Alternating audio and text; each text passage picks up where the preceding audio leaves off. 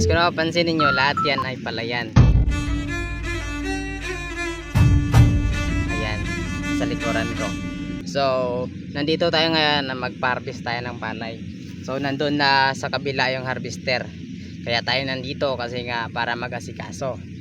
So, hindi naman pwede na wala tayo rito. So, noon guys, akala ko ang buhay napakasimple.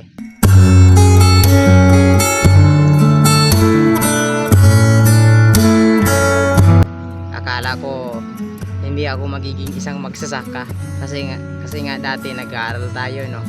So at dumating tayo sa ganito. So mali lang talaga kasi nga yung tatay ko nagkasakit. Walang ibang mabubuhay sa amin kundi ako lang. Kaya ayun yung pinakamasakit at pinakamalupit na parte. Kasi dalawang parents ko PWD na ngayon. Pero ayos lang kasi nga okay pa naman sa ngayon. Ay hindi lang talaga sana na mabot sa punto na ayun mas maging malala sila kasi hindi ko alam kung kakayanin ko pa ba kasi nga ngayon tingnan nyo naman mahirap dalhin yung dalawang PWD na ito lang yung iaasahan natin, farming o pagsasaka. Kasi sa pagsasaka 4 na buwan ka pang kikita. Okay lang sana kung sarili mong sakahan, hindi naman. Gaya pa ngayon na nagsasaka lang tayo, pero ito ay hindi sa atin. So sabihin, kung ano man ang partihan, kung mayroon kasi dito sa amin na Trisha parte at mayroon ding 20% o 25%. So sabihin natin na ganon lang yung kikitain, depende pa rin sa ani. Kapag failure pa ay talagang talo. So kung aasahan mo to, wala talaga. Pero yun nga, ay thankful pa rin tayo, no, kasi mayroon tayong sinasaka, libre ng konsumo.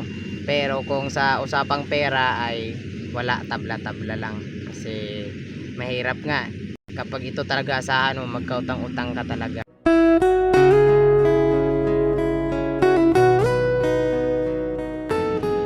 Kung tatanungin nyo ako kung mayroon bang pagkakataon na mag-offer na magandang trabaho, papasokin ko yan. Bakit? Kasi sino ba namang ayaw nun kung maganda yung kitaan, di ba? At malaki yung kikitain mo kasi rito. Kasi dito kailangan mong magtipid, buhos buhay. At saka ganun, kailangan mo lang talagang dumiskarte.